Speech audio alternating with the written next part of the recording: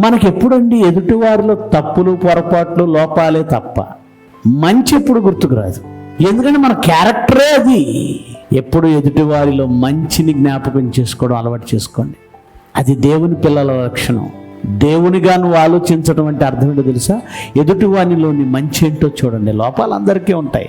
పేతురులో లోపాలు చూడకండి. అబద్ధం ఆడేశాడు, కానీ అతని జీవితంలో అతను ఎంత విశ్వాసం కలిగిన వ్యక్తో తెలుసా? యేసుప్రభు అడిగాడట, ఏమనుకుంటున్నారు నా గురించి అంటే, అందరూ ఏవేవో చెప్పేస్తున్నారు.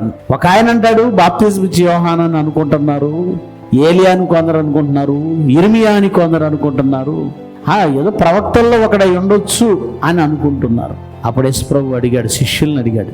పేతురు మాత్రమే నోరు తెరిచి ఏం మాట్లాడుతున్నాడు? నువ్వు సజీవుడవైన దేవుని కుమారుడివి, క్రీస్తువి. ఆయన్ని చాలా నిశితంగా పరిశోధించి విశ్వసించిన వ్యక్తిగా పేతురు కనబడతాడు.